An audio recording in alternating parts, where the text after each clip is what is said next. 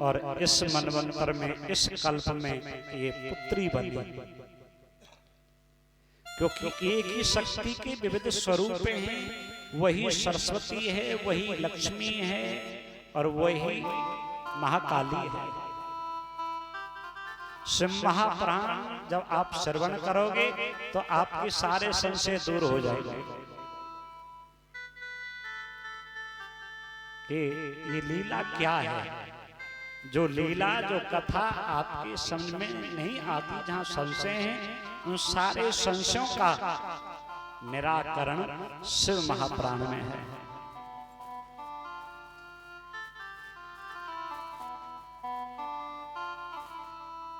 इस पुत्री को देख करके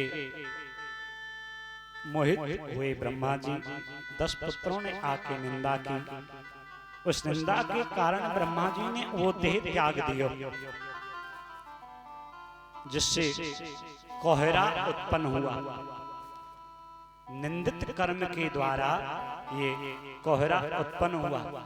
दूसरी कथा पाराशर की भी आती है जिससे कोहरा उत्पन्न हुआ। मल्हा पुत्री सतवती के साथ जब समागम की इच्छा हुई तो पाराशर जी ने भी जल के ऊपर काई और आकाश में कोहरा बनाया।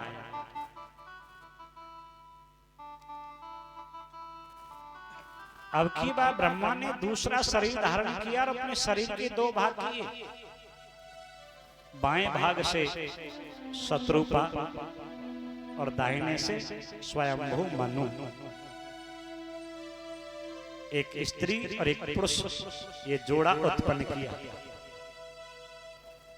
दोनों ने प्रार्थना की, पिताजी क्या किया है कि आज से तुम दोनों पति पत्नी हो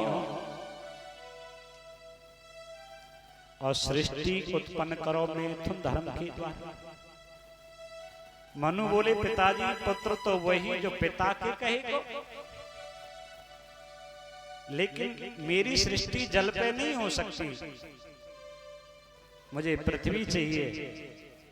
ब्रह्मा जी ने सोचा कि अब रसातल से पृथ्वी लावे।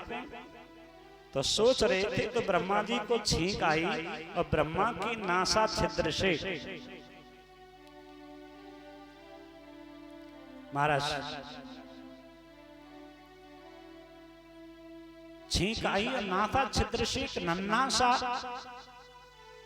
पशु निकला, वारहा, और आकाश में गया और विशाल स्वरूप धारण कर लिया। भगवान का वारहा अवतार हुआ। बोले वारहा भगवान की जय हो।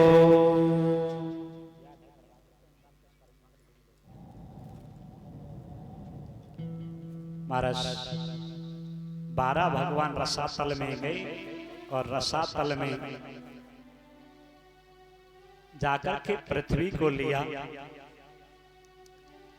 और पृथ्वी को अपनी दृष्टाओं पे रख करके जब ऊपर आ रहे थे तो पृथ्वी को भी अभिमान है गयो कि मेरे बगैर भगवान को काम न चले। मेरे लिए भगवान को 12 अवतार लेना पड़ा। तो भगवान ने अब पृथ्वी का अभिमान दूर करने के लिए श्री वृंदावन धाम के दर्शन कराए, जहां पे वृंदावन धाम में भगवान बंसी बजा रहे हैं, यमुना जी की कल कल धारा बह रही है, संत जन भगवान का नाम गुनगुना रहे हैं, कोयल कूक रही है, मोर बोल रहे हैं, कदमों की सुगंध बह रही है और गोपियां बड़ा सुंदर भाव गा रही है और बंसी पर